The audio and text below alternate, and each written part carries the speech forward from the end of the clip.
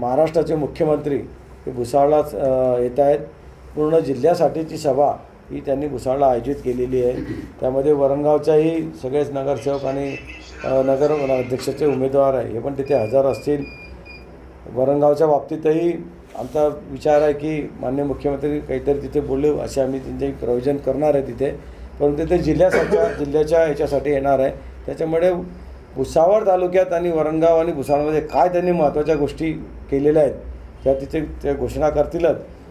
एक मोठी जी योजना त्यांनी जी मंजूर केली आहे SRPF सेंटर हे आपल्या अगदी वरणगावला लागूनच आहे।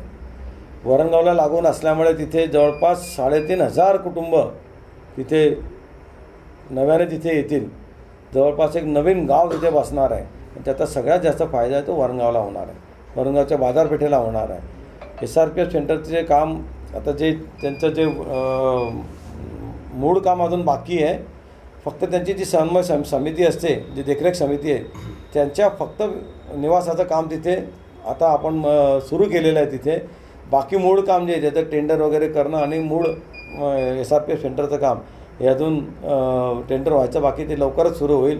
परंतु SRPF सेंटर सुरू झाल्यानंतर सगळ्यात मोठा फायदा हा वरणगावला होणार आहे, त्याच्या बाजारपेठेला होणार आहे। इथल्या हॉटेल व्यवस्थापन आहे, इथलं कपडा उद्योग आहे, इथल्या मार्केटची जी काही आहे त्या सगळ्यांसाठी याचा फायदा होणार आहे।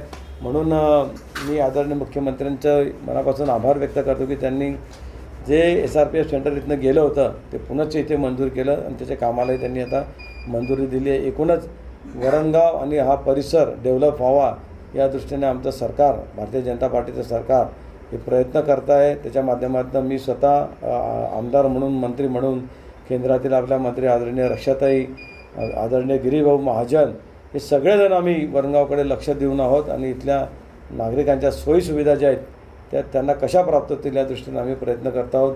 वरणगावकरांना आमची विनंती राहील की या वेळेस आपण मागच्या वेळेस आम्हाला काही लोकांचा सहकार्य घेऊन इथे नगराध्यक्ष बसवावा लागला होता। म्हणजे जेव्हा पहिल्यांदा नगराध्यक्ष बसला त्यावेळेस 3 अपक्ष उमेदवार जे होते त्यांचं सहकार्य आम्ही घेतलं होतं।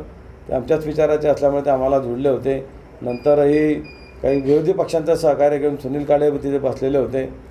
पण एकंदरीतच भाजपच्या माध्यमातून जी कामं झाली ती आणि आता नवीन कामं या माध्यमातून आम्ही सगळ्यांनाच विनंती करतो आहे की भारतीय जनता पार्टीशी आपण खंबीरपणे उभं राहावं। कारण जर इथे भारतीय जनता पार्टीचा नगराध्यक्ष आला, बहुमत आलं तरच इथे चांगल्या पद्धतीचा विकास होऊ शकतो, तरच शासन तिथे चांगल्या पद्धतीने मदत करू शकतं। नगराध्यक्ष असला तर तो शासनापर्यंत सगळ्या योजना तिथे मागवून निधी तिथे मागणी करू शकतो। म्हणून सगळ्यांनी नगराध्यक्ष आणि बहुमत भारतीय जनता पार्टीला द्यावं अशी विनंती करतो। जय हिंद, जय महाराष्ट्र।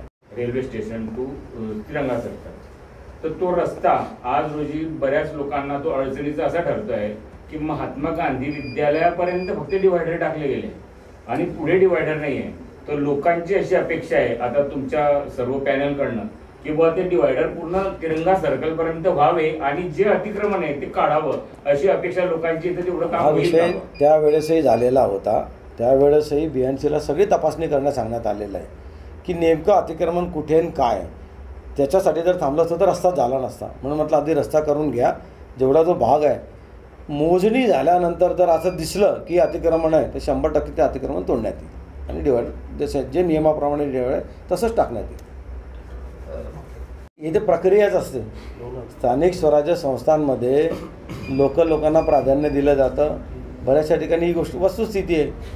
भारतीय जनता पार्टी असो का शिवसेना असो का राष्ट्रवादी असो काँग्रेस असो, सगळ्यांनी नवीन लोक घेणे आणि त्यांना पुढे आणणं ही प्रक्रिया प्रत्येक पक्षामध्ये चाललेली असते। जोपर्यंत तुम्ही नवीन लोकांना जोडत नाही तोपर्यंत पक्ष वाढत नाही। तर ही प्रक्रिया आहे त्याच्यामध्ये निवडून येणे हाच क्रायटेरिया पाहतात। नवीन कार्यकर्ते, नवीन पदाधिकारी आपल्या पक्षात आले त्यांना जोडून देणार हे महत्त्वाचा भाग।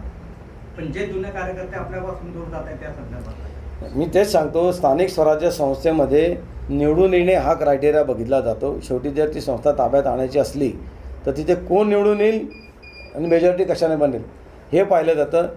ही गोष्ट खरी आहे, काही ठिकाणी जे जुने काम करतात ते त्यांना तिकीट दिलं जात नाही, पण तरी शेवटी तो त्या व्यक्तीला तिकीट देऊन जर ती व्यक्ती निवडून नाही आली तर तिकीट देऊन काही उपयोग होत नाही। म्हणून तिथे ती संस्था जर ताब्यात आणायची असेल, लोकांची कामं जर व्हायची असेल, तर त्या लोकांना बाजूला सारून जो निवडून येणं त्याला काम द्यावं लागतं किंवा त्याला तिकीट द्यावं लागतं, ह्याच्यात काही गैर नाही.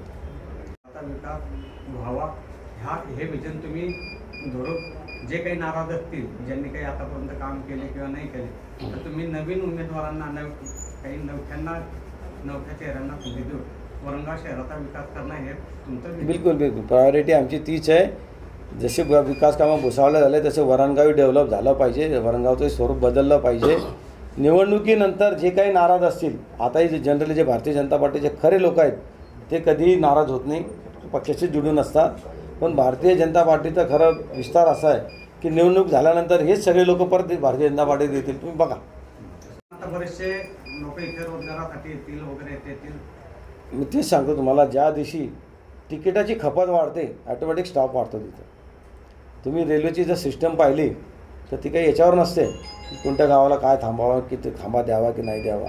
तिथे तिकीट किती कटतात याच्यावर ते सगळे डिपेंड असतं. ते जर वरणगाव डेव्हलप झालं, तिथनं तिकीटं वाटप जास्त व्हायला लागले की ॲटोमॅटिक थांबे वाढतील. ते तरी आदरणीय रक्षाताई स्वतः प्रयत्न करतात या दृष्टीने, कारण हा रेल्वेचा प्रश्न म्हणजे खासदारांचा आहे.